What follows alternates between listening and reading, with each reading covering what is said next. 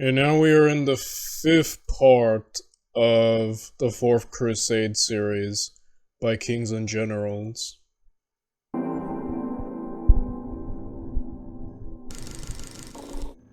In our previous episode, we covered the Battle of Adrianople, where the Bulgarian ruler crushed the army of the Fourth Crusade, killing or capturing its leaders, before being assassinated himself soon after. These events sent a shockwave through the entire region, as countless lords were involved in the desperate scramble for power. How would the new leaders cope with this dangerous environment, and which claimants would solidify themselves as the dominant power over the rest? You missed the chance to help. The assassination of Kauyan managed to halt the avalanche of Bulgarian conquests against the Latins. However, the Kingdom of Thessaloniki, which was more powerful than the empire itself, faced another crisis. In an attempt to win over the local populace, Boniface favored his infant son Demetrius, who was seen as more legitimate since his mother, Margaret of Hungary, was a former Byzantine empress. When Boniface died, the kingdom passed not to his eldest son William, but his newborn, with Margaret acting as regent. This, however, angered the Lombard lords, who held fiefs in his name all over Greece, and they rebelled. Emperor Henry of Flanders tried to be lenient and called the nobles to Ravenica in May 1209 in an attempt to resolve this issue, but most of them didn't show up. A 2-year war ensued, ending with an uneasy peace. Okay, the Templars held 2 important castles in the region, which was common. The Teutones similarly built a precursor to Dracula's castle around this time. A precursor. As the rebel nobles and their Templar supporters were defeated.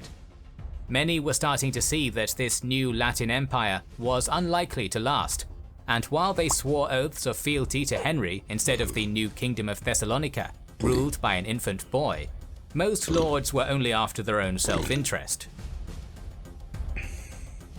The Principality of Morea and Despotate of Epirus were vassals of the Latin Empire, but that same year they became vassals of the Republic of Venice as well, granting them generous trade rights in all of their cities. Despot of Epirus, Michael I Comnenus Ducas, in particular, was trying to play each side, converting to Catholicism, but at the same time ransoming Alexius III from captivity in order to gain a claim to the throne. According to later chroniclers, Alexios III conferred the hereditary rule of Epirus to Michael and his descendants. Meanwhile, the ruler of Nicaea, Theodore Wascaris, was desperately trying to enforce his own claim by annexing other successor states. After absorbing Phrygia and Philadelphia, Theodore allied with the Seljuk Sultanate of Rum and attacked the Empire of Trebizond, which was attempting to take Nicomedia from the Latins. The Empire of Trebizond was led by 2 Komnenoi brothers, supported by Georgia, and despite having the best claim, they were forced to become vassals to Henry of Flanders in return for military aid in the form of 300 knights. The Nicaean advance was stopped at Heraclea, and Trebizond responded by launching a punitive raid against Theodore Wascaris. However, the 300 Frankish knights separated from the main force and were soundly defeated in an ambush. The tides turned, and in 1208, Nicaea took Heraclea, Kytoros, and Amastris in quick succession. On the European side of the Bosphorus, the Bulgarian throne was usurped by Kauyan's nephew, Boriu, who quickly married the Cuman queen, giving rise to the theory that the assassination and usurpation were both part of a pro-Cuman plot. This forced the legitimate heir, Ivan Asen II, to flee from Tornovo and take refuge in the Principality of Halik at the age of 14. This disputed succession caused several nobles in Bulgaria to break off, including Boriu's cousin Alexios Slav, who became the despot of a small realm in the southwest and received the backing of Emperor Henry.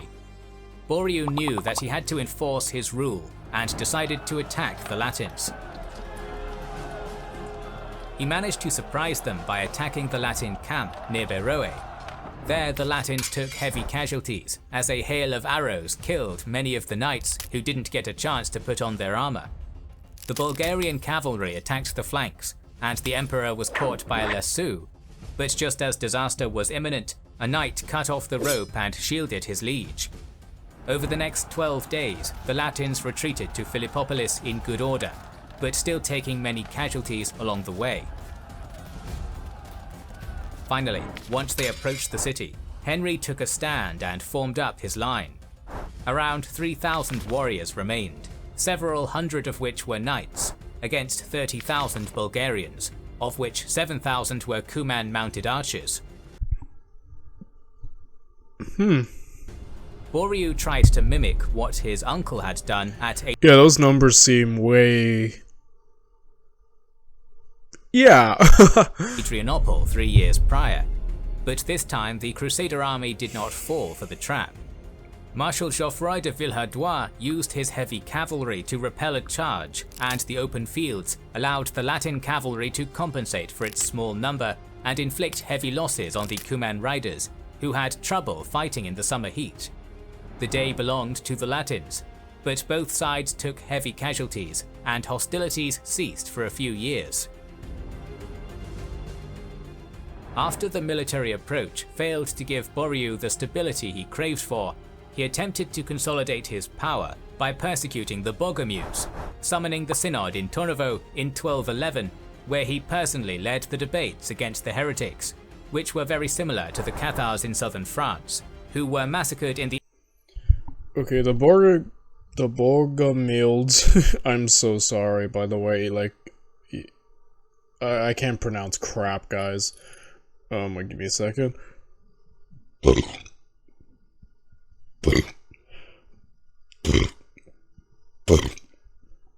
I'm so sorry. So let's see, the Borgomiles were Christians who also believed in the dualistic nature of God and Satan, oh my, who were in a constant battle. Okay, and they believed that the material world was created by Satan and rejected it. The Cathars were an extreme version of the Borgomiles, who believed women are equal to men and refused the ideas of marriage, war, and oaths. The Albigensian Crusade during the same period. That same year, Boryu managed to secure an alliance with one of the breakaway Bulgarian states under a man named Strez, and established an anti-Latin coalition made up of the despotates of Epirus, Strez, and Nicaea.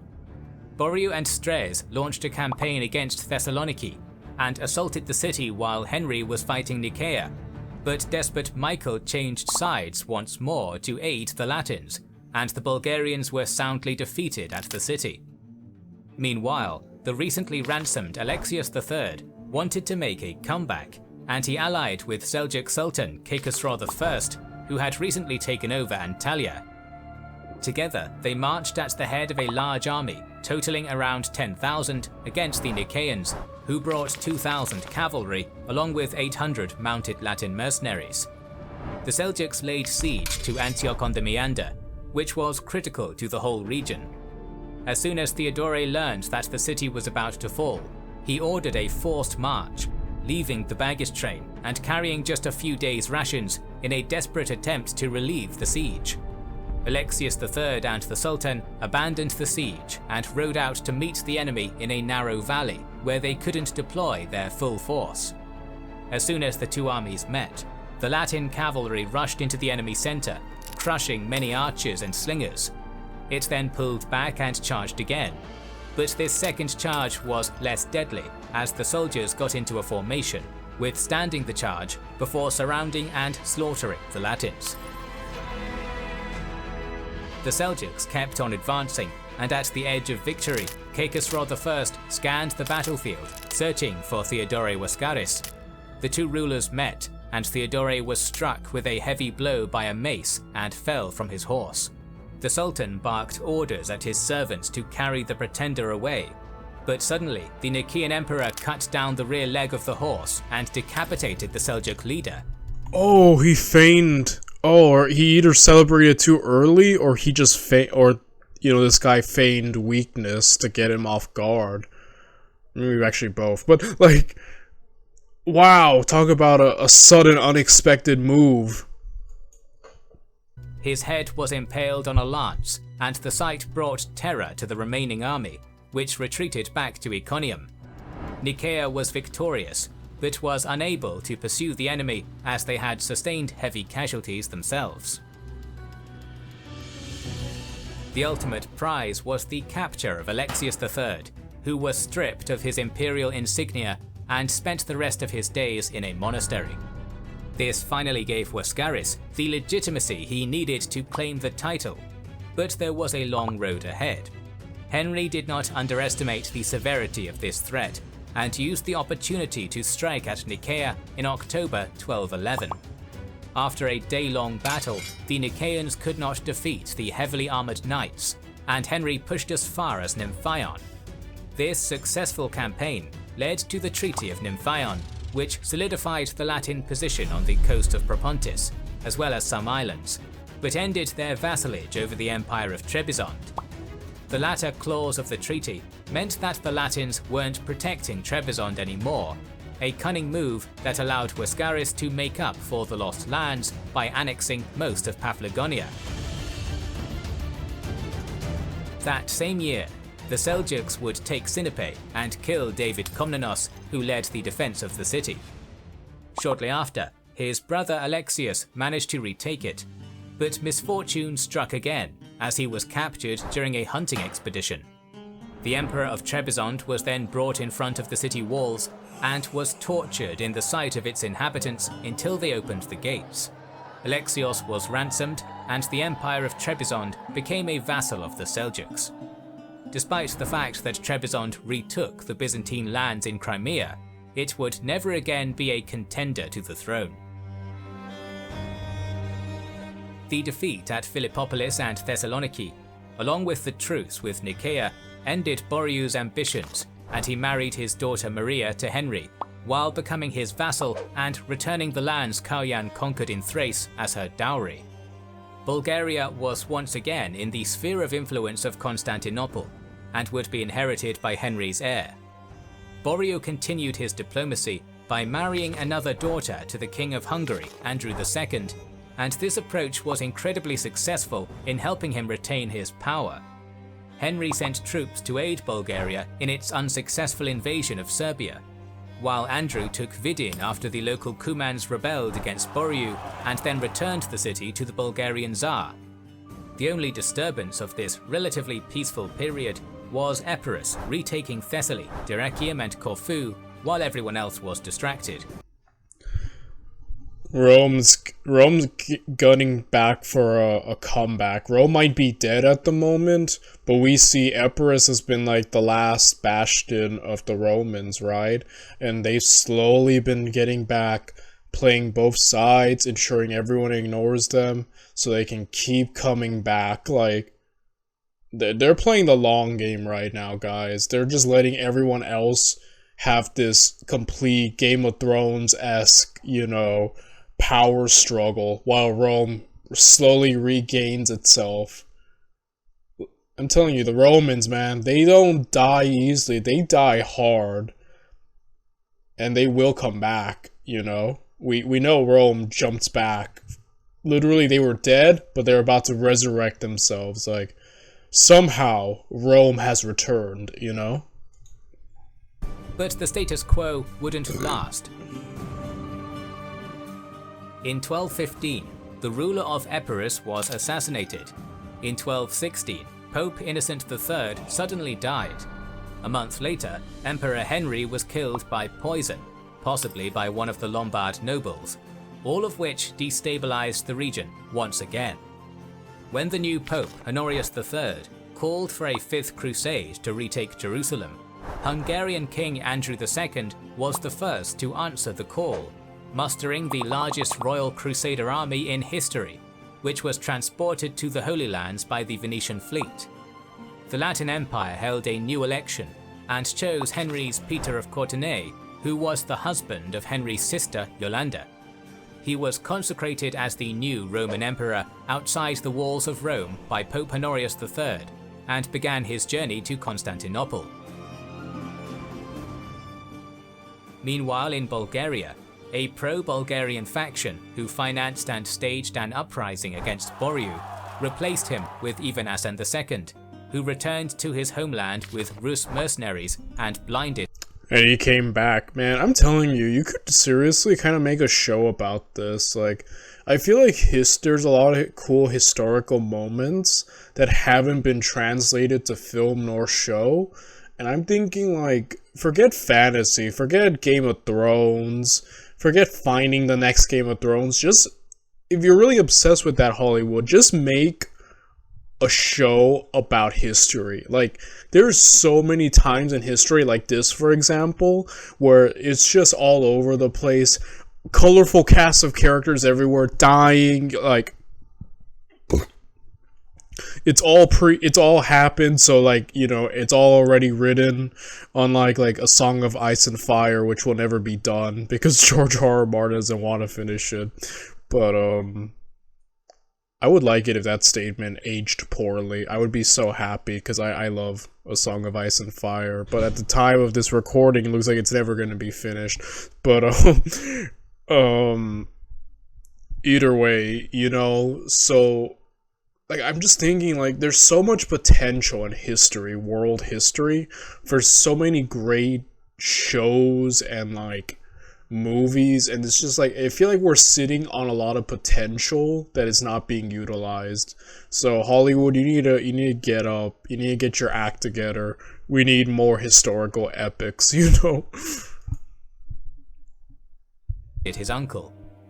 Once on the throne, the new Tsar proved to be very different from the rest of his dynasty, as he did not pursue a war with any of his neighbours and maintained the truce with the Latins. When King Andrew II wanted to return to Hungary by land, Ivan Asen II declared that he would allow his army to pass only if he marries his daughter Anna Maria. The two houses were joined, and Bulgaria was given Belgrade and Braničevo, which were exchanged for the 5th time in our story. The warmongering opportunism that Bulgaria was known for since the uprising of his father, Ivan Asen I, was now replaced with caution and diplomacy, which allowed the state to recover and rebuild while ending internal instability. Yeah, war's glorious and funner to learn about, but, like, man, good diplomacy is unmatched, you know?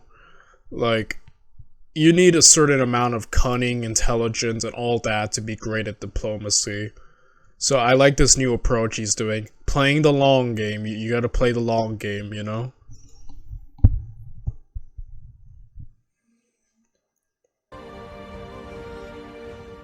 On the opposite side of the spectrum, Epirus was now ruled by Theodore Ducas, an extremely ambitious man who was determined to restore the Eastern Roman Empire. After absorbing Alexius Slav and allying with Serbia, Theodore hosted what could be best described as the Red Wedding, luring the previously mentioned Peter of Courtenay with the offer of food and drink, as well as support for the Fifth Crusade. Holy crap. Once the Latins let their guard down, they were captured or massacred. Despite his betrayal, Theodore Ducas managed to trick the Pope into thinking he regretted his decision and would release his prisoners. Oh my goodness, this man's wilding. Already showed up, he's playing the game, and oh my goodness. That's amazing. Real life red weddings, you know? There have been several in history, you know. I'm not sure which event actually inspired George R.R. Martin's writing of it, because I know George R.R. Martin was inspired by real history, such as, you know, the War of the Roses. But man, okay, Theodore has just shown up, and I'm like, he's already making big moves. We need to restore Rome, so I'm already rooting for him, you know? Trying to save the life of the doomed emperor, Pope Honorius forced Venice to back down from the invasion they were preparing to retake Dyrrhachium. Instead, Theodore proceeded to expand in every direction, taking Neopatras and Lamia in the south, then Castle Platamon, Ceres and many other fortresses around Thessaloniki, which was completely cut off. This time the Pope excommunicated the Epirate ruler and mustered a large crusader army at Brindisi, which made its way towards Ceres. However, the only remaining powerful crusader state of Morea did not assist this crusade, because the same Pope excommunicated its leader the previous year for mistreating the local clergy and declaring him an enemy of God, more inhuman than Pharaoh. Coming back to bite you. Man, Theodore is going for it, man. Look at that. Rome's coming back, guys. Slowly but surely, Rome is digging itself out of its own grave. You know? I'm telling you, the Romans are they are built different. I don't think we will ever see another group like the Romans ever again in human history. They were amazing. They just don't die. They really just are hard to kill, you know?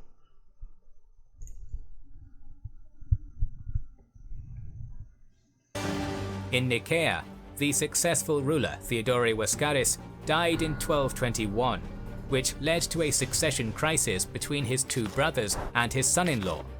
Emperor Robert I, the son of Peter, had just taken the throne of the Latin Empire that same year, and intervened on the side of the brothers, hoping to gain land and leverage in the east. And so in 1223, the new Nicaean emperor, John III Vatasis, fought a Latin army under the two pretenders, which were decisively defeated, captured, and you guessed it, blinded. The news of the defeat reached people in this era sure do love their blindings, don't they? Like, how many times have people been blinded in this series instead of just straight up killed? They really love that, huh? Crusading army at Ceres, where many panicked and rushed to Constantinople to regroup and reconsider their strategy. On the way there, however, they were intercepted by Theodore Ducas, who destroyed the majority of the army. In the following 2 years, the Latins lost Thessaloniki to Epirus and signed a treaty with Nicaea, which ceded all of their lands in Asia except for Nicomedia, only to be invaded immediately after and lose Adrianople as well. Yeah, it's not so fun, Latin Empire, huh? When you're getting jumped by everyone. The Romans know that too well. Man. The Romans, man, they're coming back. Like, slowly but surely, the Latin Empire is being killed, and then Rome shall return. The Duchy of Morea became an independent state, and the Latin Empire was a mere prize the rest of the contenders fought over. Another desperate crusade was launched, trying to retake Thessaloniki. Poor sanitation and lack of clean water routinely led to the spread of dysentery, which devastated army camps over the ages and claimed the lives of rulers such as the Black Prince and Akbar. But the host was struck by dysentery, as those who didn't succumb to the illness returned to Italy. Theodore Ducas used this opportunity to crown himself Emperor of Thessaloniki, directly challenging Nicaea's claim, and launching a campaign which took over much of Thrace, including Adrianople. He now began planning the final step towards the ultimate goal. In 1228, the reign of Emperor Robert came to an end with his death. This was the moment Ivanasen II was waiting for. He kept faith with the Catholic Church for a decade, upheld the alliances, resisted the urge to take advantage of the chaotic situation, and married into the royal family. Now, when the crown passed to the 10-year-old Baldwin II, the Tsar offered the hand of his daughter Helen and proposed to take up the regency, coming up with a plan on how the Latins could retake the lands they lost to Epirus. The nobles began negotiations with the Bulgarian ruler, but behind the scenes, they were frantically trying to find another regent, trying to pick the lesser of two evils. They found that candidate, In the 60-year-old John of Honestly, a 10-year-old in a incredibly precarious situation like this is just bad luck, but now you're gonna get a 60-year-old. Oh dear. Brienne, a French noble who held the title of King of Jerusalem, but not the city itself. In order to get him to accept, the Latin nobles made a bizarre agreement. John would rule as regent until the heir turned 20, but at that point, Baldwin II would be emperor in name, with effective control over only the Latin holdings in Asia, which were almost non-existent. Furthermore, John's 2 sons would inherit Epirus and Macedonia upon his death, and once again, neither region was even close to being controlled by the empire. Ivanasen II was furious, and instantly enacted a drastic change in policy, converting Bulgaria back to Orthodoxy after 3 decades under Catholicism, and securing a marriage alliance with the Empire of Thessaloniki. Together they formed a coalition against the Latins and Nicaea. During that time, the rift between the Holy Roman Emperor Frederick II and the papacy was at an all-time high, and since John of Brienne was a strong supporter of the Pope, Frederick II sent a large contingent to Epirus to aid them in their conquest of Constantinople. In 1230, a massive army assembled in the second city of the empire, ready to avenge the Fourth Crusade. But at the very last moment, Theodoredukes changed his course and invaded Bulgaria instead, hoping to get rid of the rival he'd just allied. He was so confident in his victory that he brought his entire family and most of the aristocracy to witness his triumph. Oh. The army moved slowly, plundering. Okay, I don't know how this is gonna go though. Theodore has actually really been doing really well, but he just allied with Bulgaria, like, is this really now the time to, like, fight them? Like, you know? I don't know, a little too confident. Okay, I'll bring all my family. That never bodes well in these videos. So I think he might be marching into a defeat, but who knows, maybe he might actually just win. Like, maybe, I'm kind of rooting for him because he wants to bring back Rome. But if he dies, like, what the heck happens? Like, you know? Crap. Villages and churches along the Maritsa River. Once Ivanasen II learned of this, he quickly rallied his forces and called in a small but elite Cuman contingent from the steppe, marching in front of the army with the treaty Theodore broke on his spear for all to see. The Bulgarians possessed a force of 10,000, 1,000 of which were Cumans, positioned on a hill overlooking the Klokotnitsa River, while the invaders had an army of 20,000, with a sizable contingent of German knights. The speed of the Bulgarians caught Theodore completely off guard, but he was still poised to show off his military might and reaffirm that he was the true emperor of the Romans, so he ordered his army to cross the river and crush the numerically inferior side, while his family and supporters watched from the camp.